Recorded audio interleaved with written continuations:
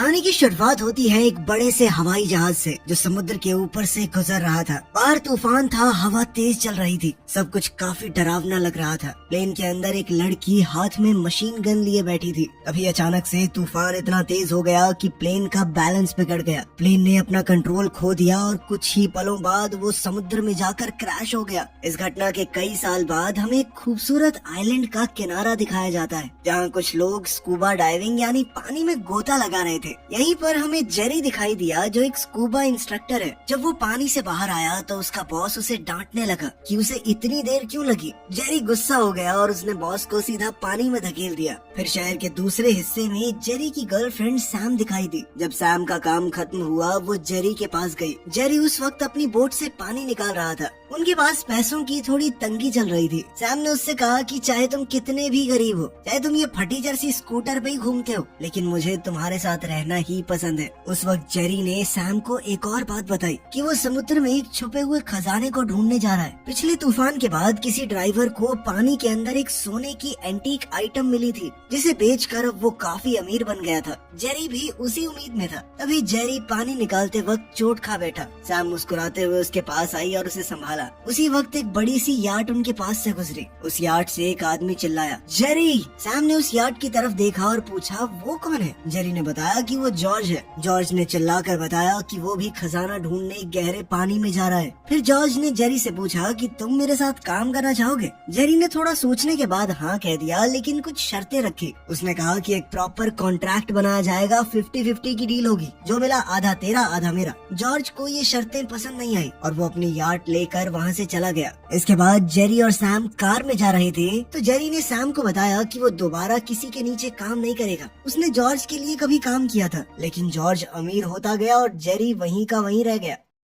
अगले दिन डेरिक और उसकी गर्लफ्रेंड अमेंडा भी इसी आइलैंड पर आए। डेरिक और जेरी बचपन के दोस्त थे। वो दोनों एक दूसरे को देखकर बहुत एक्साइटेड थे। इसके बाद वो सब मिलकर मौज मस्ती करने निकल पड़े। डेरिक ने सबको अपना बीच साइड घर दिखाया और बताया कि उसने एक क्रिमिनल क्लाइंट को जेल से छुड़वा दिया था और उसके बदले में क्लाइंट ने उसे कुछ दिनों के लिए घर दिया है। इस घर के साथ एक प्राइवेट बोट भी मिली थी। ये सुनते ही जेरी की आंखों में चमक आ गई। ये बोट तो उनके काम के लिए परफेक्ट थी। फिर वो चारों लोग जेरी, सैम, डेरिक और अमेंडा बोट लेके समुद्र में निकल पड़े। सबने स्कूबा गियर पहना और पानी में जंप लगा दी। नीचे सब मजे कर रहे थे, खेल रहे थे। तभी जेरी की घड़ी उसके हाथ से निकलकर नीचे गिरने लगी। उसने सैम से मास्क और फ्लिपर्स मांगे और कहा कि वो नीचे जाके अपनी गाड़ी लेकर आएगा। नीचे जाते वक्त जेरी का हाथ एक काले भारी पत्थर से टकरा गया। उसने वो पत्थर उठाया और ऊपर ले आया। बोट पे सबको दिखाते हुए कहा कि ये कोई नॉर्मल पत्थर नहीं है। पहले के जमाने में ऐसे पत्थर को मार्कर के रूप में यूज किया जाता था।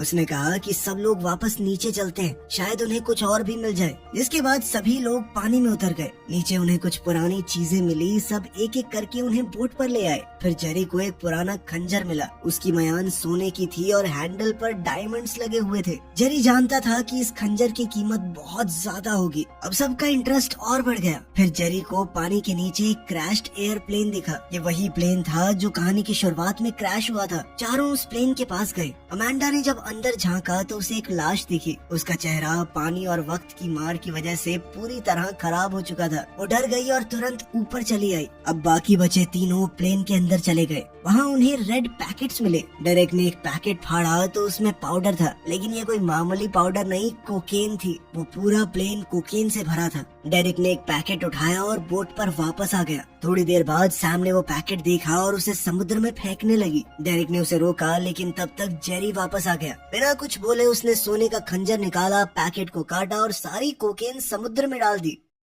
रात को डेरिक ने जेरी से पूछा कि क्या वो सच में मान रहा है कि वहाँ खजाना हो सकता है। सैम ने बताया कि बड़े तूफान अक्सर समुद्री तल को हिला देते हैं, छुपी चीजें बाहर आ जाती हैं। जेरी ने कहा कि कुछ दिन पहले यहाँ एक बड़ा बवंडर आया था, शायद उसने भी कई कीमती चीजों को बाहर निकाल दिया हो। सैम ने भी बताया कि अगर किसी को कोई खजाना या कीमती सामान मिले तो उसके लिए एक लीगल क्लेम फाइल करना पड़ता है। अब सैम का कहना था कि उस जगह पर वापस जाना आसान नहीं होगा, कुछ सामान की जरूरत पड़ेगी और एक मजबूत नाव की भी। लेकिन फिर डेरेक को याद आया कि वो एक आदमी बेजिल को जानता है जो उन्हें पैसे दे सकता है। सब उसकी बात मान गए कि वक्त आने पर ही किसी को बताएंगे। इसके बाद वो सब एक मरीन सप्लाई शॉप में गए बोट और बाकी का सामान लेने। दुकानदार ने उन्हें उनके मतलब की चीजें दिखाई और कहा कि $30,000 लगेंगे। ये सुनते ही सबका मूड खराब हो गया। डेरेक ने बताया कि उसका सब कुछ पिछले मिशन में चला गया और अब वो बिल्कुल कंगाल है। अगले दिन किसी तरह उन्होंने थोड़ा बहुत पैसा जोड़ के कुछ चीजें ले ली और वापस क्रैश साइट पर गए। जेरी और डेरेक पानी के नीचे जाके मलबा हटा रहे थे, तभी अमांडा चुपके से प्लेन के अंदर गई। हालात थोड़े मुश्किल हो गए जब उसकी ऑक्सीजन पाइप कट गई। ऊपर जाकर जेरी ने जब डेरेक से अमांडा के बारे में पूछा तो डेरेक ने जवाब दिया कि मुझे लगा वो तेरे साथ है। जेरी तुरंत चौकन्ना हो गया। एक नया ऑक्सीजन सिलेंडर लेके उसी प्लेन के अंदर गया। प्लेन के कोने में जहाँ पानी नहीं था उसे अमांडा दिखाई दी। उस छोटी सी जगह में सांस लेना उसके लिए मुश्किल हुआ पड़ा था। जेरी ने गुस्से से पूछा कि तुम यहाँ क्या कर रही हो? अमांडा ने कहा कि मैं तुम्हें ढूंढने आई थी, लेकिन जेरी उसके झूठ को समझ गया। बिना कुछ कहे उसे निकाल कर वापस बोट पर ले आया। सब लोगों ने मिशन को वहीं रोक दिया और आइलैंड पर लौट आए। अब उन्होंने जो कुछ भी समुद्र से निकाला था उसे केमिकल ट्रीटमेंट से एक एक करके साफ किया। जब पहला आर्टिफैक्ट केमिकल से बाहर निकला, सबकी नजर उस पर टिक गई। वो एक अजीब सी पुरानी सी गन थी, उसके ऊपर कुछ लिखा भी हुआ था। अमांडा ने नजदीक जाकर देखा और कहा कि ये वर्ड रोमन लैंग्वेज का लगता है। डेरेक हैरान हो गया और उसने पूछा कि क्या ये किसी रोमन शिप का हिस्सा हो सकती है। डेरेक ने लिखे हुए उस शब्द का मतलब सोचना शुरू किया और उसने कहा कि ये लूट या समुद्री लुटेरों से जुड़ा हुआ कुछ शब्द है। अभी टीम को एक और चीज मिली, एक पुरानी चांदी की घंटी जिस पर एक मैप बना हुआ था। सबसे बड़ी बात, वो मैप उसी जगह का था जहाँ वो लोग खड़े थे। अब ये पहेली और दिलचस्प होती जा रही थी। सैम ने एक पुरानी किताब से एक पैरा पढ़कर सुनाया। उसमें सिल्वर 4920 का जिक्र था और एक खतरनाक समुद्री डाकू का भी, जिसका नाम था डेल्मस थॉमस। सैम ने बताया कि वो पहले एक गुलाम था, लेकिन धीरे धीरे समुद्र का सबसे खतरनाक लुटेरा बन गया। ये सुनकर डेरेक बहुत एक्साइटेड हो गया, क्योंकि उसे लग रहा था कि वो उसी समुद्री लुटेरे के खजाने का क्लू ढूंढ चुके हैं। लेकिन जेरी के हिसाब से ये सिर्फ एक समुद्री लुटेरे की कहानी नहीं थी। ये कहानी एक फ्रेंच व्यापारी एशवैक से भी जुड़ी थी। जेरी ने बताया कि एशवैक बहुत अमीर था और जब फ्रांस में लड़ाई छिड़ गई तो उसने अपना सारा धन एक जहाज में भरकर भागने की कोशिश की, लेकिन हमारे समुद्री लुटेरे डेल्मस थॉमस ने उसके जहाज पर अटैक कर दिया। ये सुनकर सबके चेहरे चमक उठे। डेरेक ने पूछा कि अगर वो खजाना हमें मिल गया तो उसकी कीमत कितनी होगी आज के हिसाब से। जेरी ने कहा कि इतनी की तुम सोच भी नहीं सकते। अगर मिल गया तो हम सबकी जिंदगी बदल जाएगी। अगली सुबह सब वापस समुद्र के अंदर जाने की प्लानिंग कर रहे थे, लेकिन इस बार जेरी ने अमांडा को कोई बहाना बना के डाइव करने से रोक दिया। फिर टीम मेटल डिटेक्टर्स लेकर समुद्र के अंदर स्कैन करने लगी। तभी मशीन ने हल्का सा बीप किया। शायद उन्हें खजाने का असली रास्ता मिल गया था। पानी के नीचे सब लोग उस जगह की मिट्टी हटा रहे थे। वहीं बोट पर अमांडा अकेली थी। वो मैप के ऊपर एग्जैक्ट लोकेशन नोट कर रही थी, हर एक डिटेल के साथ। वहीं नीचे जेरी और डेरेक को एक बड़ी सी तोप मिली। लगता है ये उसी जहाज का हिस्सा है जिसे वो लोग तलाश रहे थे। वो तोप इतनी भारी थी कि उसे रस्सी बांध के ऊपर खींचने का प्लान बनाया गया। तभी अमांडा ने देखा कि एक कोस्ट गार्ड पुलिस की बोट उनकी तरफ बढ़ रही थी। नीचे सैम भी डेंजर को महसूस कर रहा था। सबके चेहरे टेंशन से भर गए थे। अगर पुलिस ने उन्हें इलीगली कुछ भी निकालते हुए देख लिया तो सब कुछ छिन जाएगा। अब जेरी, डेरेक और सैम नीचे छुपे रहे पुलिस के चले जाने के इंतजार में। लेकिन तभी एक और बड़ी दिक्कत आ गई। जेरी की घड़ी बीप करने लगी। इसका मतलब था कि उसका ऑक्सीजन सिलेंडर खत्म होने वाला है। अब उनके पास कोई ऑप्शन नहीं था। उन्हें तोप को नीचे ही छोड़ना पड़ा। जैसे ही उन्होंने हवा से भरे बैग्स की हवा निकाली तो डेरेक का हाथ अचानक उस कैनन के नीचे फंस गया और वो उसके साथ गहराई में गिरने लगा। वो तोप जोर से समुद्री तल पर गिरी और डेरेक का हाथ उसके नीचे दब गया। ऊपर बोट पर कोस्ट गार्ड उनकी बोट की तलाशी लेने आया। अमांडा चुपचाप बैठी रही ताकि कोई शक न करे। नीचे पानी में मौजूद लोगों का ऑक्सीजन कम हो रहा था और तोप इतनी भारी थी कि उसे उठाना मुश्किल था। फिर सैम और जेरी ने मिलकर पूरी ताकत लगाई और मुश्किल से डेरेक का हाथ तोप के नीचे से निकाल पाए। अब ऑक्सीजन खत्म हो चुकी थी। वो तेजी से ऊपर आए और किसी तरह जिंदा बच गए। सब थक चुके थे लेकिन कम से कम जिंदा थे। जब पुलिस को बोट पे कुछ कुछ नहीं मिला तो वो वापस चले गए। उसी रात चारों एक नाइट क्लब में गए। अमांडा पूरी एनर्जी में डांस कर रही थी। तभी जेरी का एक पुराना दोस्त आया और उससे कहने लगा, कुछ लोग तुम्हारे बारे में पूछ रहे थे और वो लोग इस आइलैंड के तो नहीं लगते। उसी बीच डेरिक की एक लोकल गुंडे से फाइट हो गई। जेरी ने उसे खींचकर बाहर निकाला और कहा कि अभी कोई झमेला नहीं चाहिए, हम खजाना ढूंढने आए हैं। अगली सुबह टीम ने फिर से डाइविंग गियर पहना और समुद्र में उतर गए। लेकिन इस बार उन्होंने देखा कि एक अनजान बोट उनकी बोट के साथ लगकर खड़ी थी। जेरी और डेरिक ने एक दूसरे को देखा। अब ये साफ था कि कोई तो उनका पीछा कर रहा है। जब वो पानी से लौट कर आए तभी उन्होंने देखा कि दो अजीब लोग उनकी बोट पर घुस आए थे। जेरी और डेरिक ने तुरंत उनका पीछा किया। उन लोगों के बीच एक जबरदस्त लड़ाई छिड़ गई। डेरिक और जेरी कैसे भी करके उन दोनों पर भारी पड़ने लगे। आखिर में वो दोनों हमलावर वहाँ से भाग गए, लेकिन भागते वक्त उनमें से एक हमलावर की टोपी गिर गई। जेरी ने उसे उठाया और जैसे ही उस पर लिखा हुआ नाम पढ़ा तो उसका चेहरा बदल गया। वो टोपी लेकर जॉर्ज के पास गया और कहा कि ये नाम तो तेरी पुरानी कंपनी का है ना, अब तो गुंडे भेज रहा है मेरे पीछे। जिस पर जॉर्ज हंसने लगा और कहा कि बहुत सारे लोग मेरी कंपनी में आए और छोड़ के चले भी गए, सबको याद थोड़ी रख सकता हूँ, सबका ठेका ले रखा है क्या मैंने। थोड़ी और बात हुई और फिर आखिर में उसने जेरी की आंखों में देखकर कहा, मेरे पास पैसा है, वक्त है, तेरे पास क्या है, सिर्फ एक सपना। और ये कहकर वो चला गया। शाम को टीम ने वापस प्लानिंग शुरू की। जेरी ने थोड़ी टेंशन में कहा कि हमारे पास सही औजार तक नहीं है, कैसे ढूंढेंगे हम खजाना। तब डेरिक ने आइडिया दिया कि प्लेन में जो कोकेन के पैकेट भरे हुए हैं उन्हें बेच के हम इक्विपमेंट खरीद सकते हैं, वरना जॉर्ज के लोग सब कुछ ले जाएंगे और हम बस देखते रहेंगे, क्योंकि अपने पास ना पैसे हैं ना पावर। लेकिन ये सब सुनने के बाद भी जेरी इस प्लान के लिए राजी नहीं हुआ। लेकिन उसी रात डेरिक चुपके से अमांडा के कमरे में गया और उसे सब कुछ बता दिया। फिर वो दोनों साइट पर गए। डेरिक ने वापस पानी में छलांग लगाई और प्लेन के मलबे में से कोकेन पैकेट्स निकाले। अगली सुबह डेरिक सीधा गया उसी नाइट क्लब के ओनर प्रिम के पास, वही खतरनाक गैंगस्टर जिससे पहले उसका झगड़ा हुआ था। कुछ देर बाद जेरी को कॉल करके डेरिक ने बुलाया। जब जेरी बोट पर पहुंचा तो डेरिक, अमांडा और प्रिम अपने लोगों के साथ पहले से वहाँ खड़े थे। प्रिम ने गुस्से में कहा कि मेरा माल चुरा के मुझे ही बेचने ला रहे हो, मैं इस आइलैंड का बॉस हूँ। उसने एक बैग डेरिक के सामने फेंका। उसमें वही कोकेन पैकेट्स थे जो प्लेन से निकाले गए थे। जेरी ने बैग देखा और समझ गया कि डेरिक को ये कोकेन कहाँ मिली। अब बात सिर्फ खजाने की नहीं थी। प्रेम ने कहा कि मुझे ये पैकेट्स चाहिए, कहाँ से लाए हो फर्क नहीं पड़ता, अगर वापस नहीं मिले तो बुरा होगा। जेरी ने समझाने की कोशिश की, कहा ये सब उन्हें बस मिल गया था, लेकिन प्रेम कुछ भी सुनने को तैयार नहीं था। उसने बंदूक निकाली और सीधा जेरी के चेहरे पर तान दी। बंदूक के बाहर निकलते ही अब ये सारा खेल जिंदगी और मौत का सवाल बन चुका था। लेकिन खुद को संभालते हुए जेरी ने कहा कि हमारे पास कुछ है ही नहीं, लाके कहाँ से दें, समुद्र से निकाला है हमने। सारे पैकेट निकालने के लिए कुछ औजार चाहिए, एक बड़ी बोट लगेगी। अब इस काम को पूरा करने के लिए उन्हें जो भी चीजें चाहिए थी, प्रेम ने उन्हें उसके लिए पैसे दे दिए। जाते जाते प्रेम ने धमकी दी, अगर मेरा माल वापस नहीं आया तो मैं उस इंसान को मारूंगा जो तुझे सबसे ज्यादा प्यारा है। उसके आदमियों ने तीनों को वापस आइलैंड पर छोड़ दिया। वापस आके जेरी का गुस्सा फूट पड़ा। जब सैम को पता चला कि जेरी किसी ड्रग डील में फंस चुका है तो उसने सीधे तौर पर कह दिया कि मैं तुम्हारे साथ नहीं हूँ।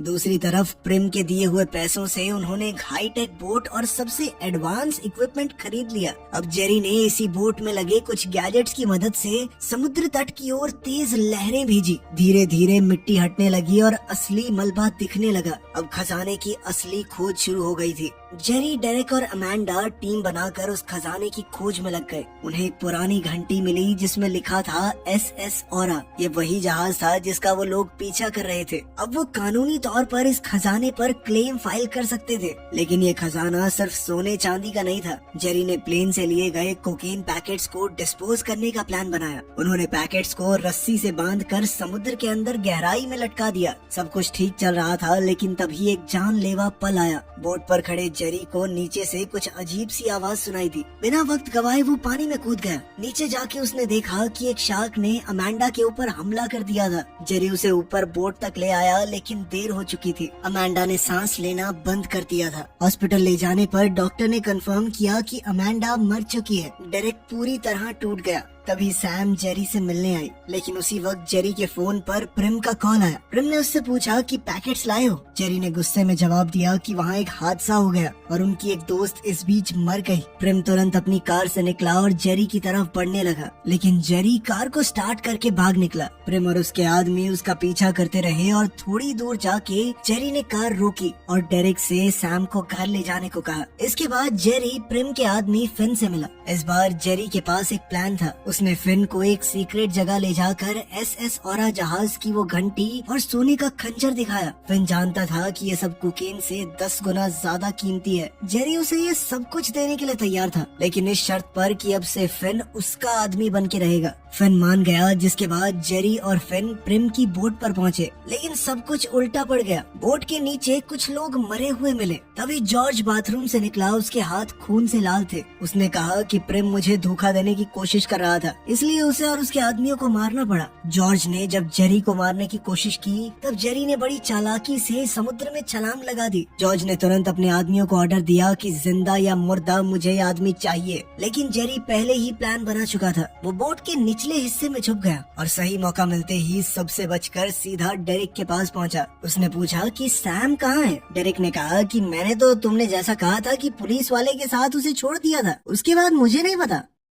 उसी शाम जेरी के फोन पर एक कॉल आया। कॉल पर जॉर्ज था। जॉर्ज ने अब जेरी से कुछ ऐसी बातें कही जिससे पूरी सच्चाई सामने आ गई। दरअसल वो पुलिस वाला भी जॉर्ज से मिला हुआ था। उसने सैम को सीधा ले जाकर जॉर्ज के हवाले कर दिया। जॉर्ज ने जेरी को धमकाया कि वो प्लेन जिसमें ड्रग्स है उसकी लोकेशन चाहिए, वरना सैम मरेगी। जेरी के पास ज्यादा वक्त नहीं था। उसने जॉर्ज से सीधा कह दिया कि अगर कोकेन चाहिए तो मेरी बताई हुई लोकेशन पे मिल। जॉर्ज के पास अब कोई दूसरा ऑप्शन नहीं था। उसे पता था कि जेरी ही उसे वहाँ तक ले जा सकता है, लेकिन तभी पुलिस वाले ने कहा कि मेरा काम हो चुका है, तुम जाओ, अब मैं सैम को खत्म करके इसकी लाश ठिकाने लगा देता हूँ। ये सुनकर जॉर्ज ने अचानक से पुलिस वाले को गोली मार दी। दूसरी तरफ जेरी अकेला उस जगह पर निकल पड़ा जहाँ उसने जॉर्ज को बुलाया था। उसके दिल में एक ही सवाल था, क्या सैम अभी भी जिंदा है? जब जेरी उस जगह पहुँचा तो उसके होश उड़ गए। सैम जमीन पे बंधी थी, उसके पास उस पुलिस वाले की लाश पड़ी थी। जॉर्ज ने फिर एक बार जेरी को धमकाया, सैम को जिंदा चाहते हो तो मुझे प्लेन तक पहुँचाओ। जेरी ने कहा कि चलो एक डील करते हैं, तुम सैम को छोड़ दो, मैं तुम्हें पूरे जहाज का खजाना दे दूंगा।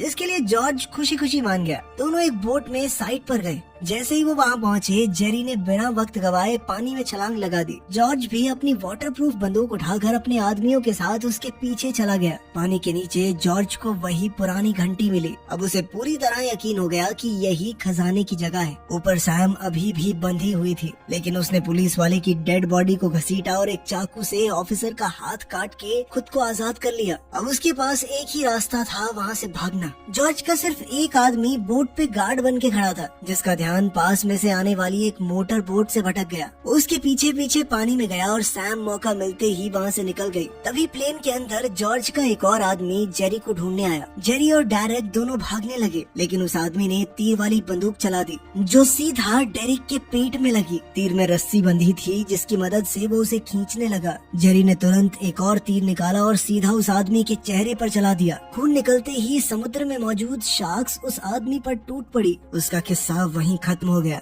अब जॉर्ज ने जेरी पर बंदूक चलाने की कोशिश की, लेकिन जेरी ने दिमाग लगाया। उसने एक ऑक्सीजन सिलेंडर को उल्टा कर दिया। जैसे ही जॉर्ज ने तीर चलाया, जेरी ने किसी चीज से सिलेंडर का वाल्व खोल दिया। सिलेंडर तेजी से मिसाइल की तरह जॉर्ज की तरफ गया। वो सिलेंडर सीधा प्लेन के फ्यूल टैंक से टकरा गया और एक बड़ा धमाका हुआ। वो पूरा प्लेन आग का गोला बन गया। 6 हफ्ते बाद अब समुद्र पूरी तरह शांत था, लेकिन कहानी अभी खत्म नहीं हुई थी। जेरी, डेरेक, सैम और डैनी एक नए मिशन पर निकले। वो उसी जगह पर वापस गए जहां SS ऑरा वाली वो घंटी थी। इस बार उन्होंने तोप को ऊपर खींचना शुरू किया, लेकिन अचानक से रस्सी टूट गई और तोप वापस से समुद्र की गहराई में गिर गई। गिरते वक्त वो तोप सीधा नीचे एक टूटे हुए समुद्री जहाज से टकरा गई। इस टक्कर से इस जहाज का पुराना हिस्सा टूट गया और उसके अंदर से एक चमक निकली, सुनहरी चमक। और उधर सैम, जेरी और उनकी पूरी टीम की आंखों में खुशी छलक रही थी। एक्साइटमेंट से उनके दिलों की धड़कन बढ़ चुकी थी। आखिरकार उन्होंने खजाना ढूंढ ही लिया।